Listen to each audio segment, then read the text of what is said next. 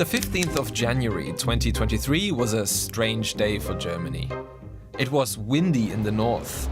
So windy that the thousands of wind turbines studded across land and sea were spinning at full force. At times there was almost enough wind energy to power the entire country. Well, theoretically, because practically it couldn't get to where it was needed.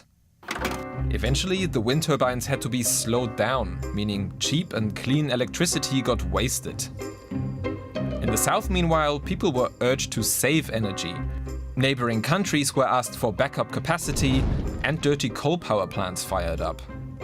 So while one half of the country was drowning in electricity, the other was taking precautions not to run out of it. What happened here highlights probably the most overlooked challenge of shifting to renewable energy. Not just in Germany, but everywhere. Building wind parks and solar farms is one thing. Another is to get electricity to where it's needed, when it's needed. So, what exactly needs to happen? And why?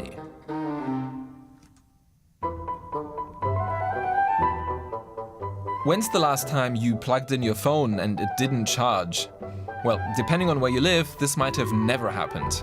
And we kind of take it for granted that most of the time electricity is coming out and your device works. This is Kelly Sanders. She's an engineer who researches how energy systems evolve. But what's going on behind the scenes is actually quite complex. The electricity you use is only generated as you use it. And to get to you, it travels through an intricate network of wires, cables, and transformers called the grid. The grid is made up of the generators that create the electricity, like gas or nuclear power plants or wind turbines. The transmission lines that carry it to so-called substations, which transform it to a lower voltage, and the distribution lines that finally deliver it to homes and businesses.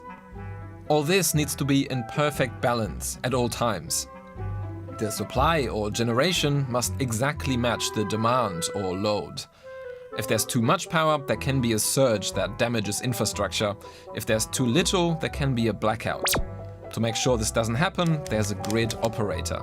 You can think about that as the conductor of all of the power plants and all of the loads, making everything come together very seamlessly. And this has become a lot harder recently, because to stay in the metaphor, some new musicians have joined the orchestra. So solar panels and wind turbines, they kind of have a mind of their own. So we can't quite control them as well as we can these dispatchable generators that we've had in the past.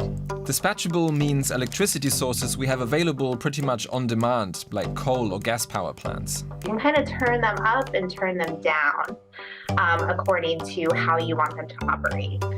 Solar and wind are the opposite of this, non-dispatchable. We need the sun to shine and the wind to blow for them to work, and this flakiness has changed the way our grids are managed. I wouldn't say it's so much a problem, but it's a different challenge that we have compared to the years 20, 30 years back. This is Tim Meyer-Jürgens, the COO of one of Germany's 4 grid operators. In Germany, more than 40% of electricity comes from renewable sources. It's supposed to reach 80% by 2030.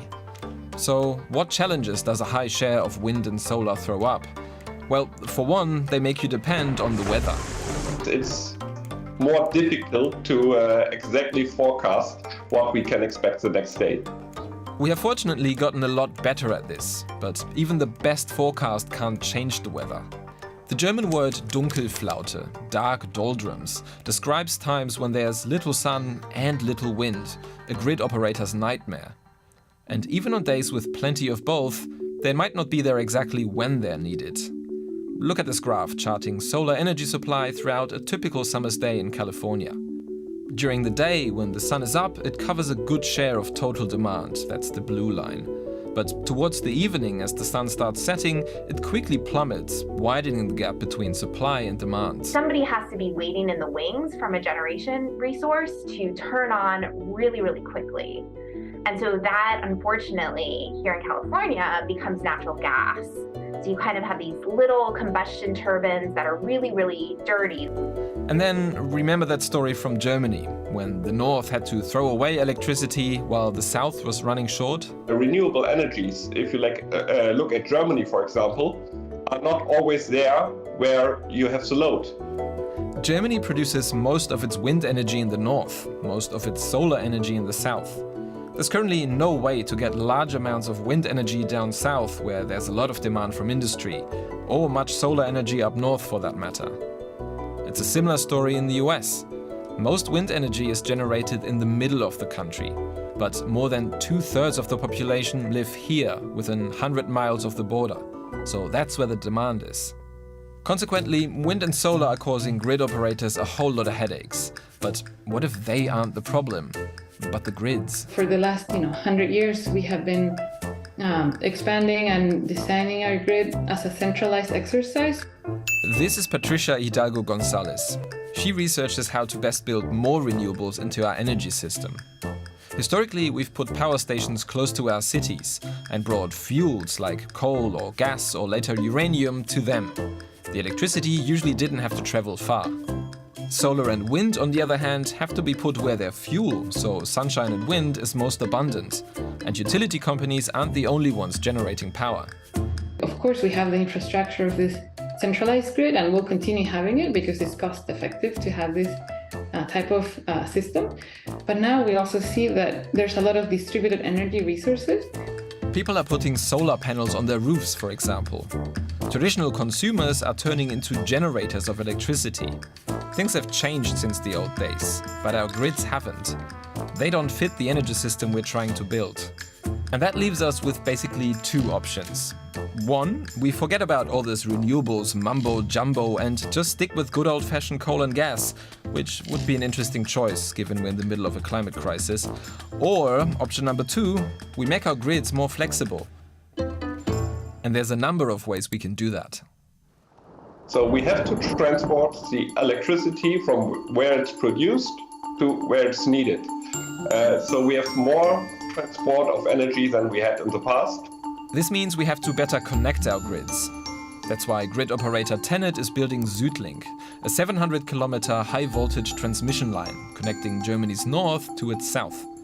When the sun doesn't shine in the south, it could get wind energy from the north. At least that's the idea. Building out those transmission lines, those very, very large transmission lines, is really difficult. So you have property rights issues, you have issues over, people that are concerned about endangered species and environmental impacts. So building those projects take a really long time and they become really, really expensive. SüdLink is a case in point. It was originally planned as an overhead line in 2012, but amid huge public backlash against the monster line, politicians in 2015 decided it was to be built underground. We had to start from the scratch again, because a cable route looks different than an overhead line route. So that alone, only this decision was at least 3 years. It also roughly tripled the cost of the project to 10 billion euros. And it's still facing resistance, especially from farmers and landowners. By the end of 2022, when SüdLink was originally supposed to be finished, not a single cable had been laid. It's now scheduled to be finished in 2028. But despite these challenges, building infrastructure to shift renewable energy to where it's needed is a key part of making the grid more flexible. Another is to build storage into it, to supply energy when it's needed.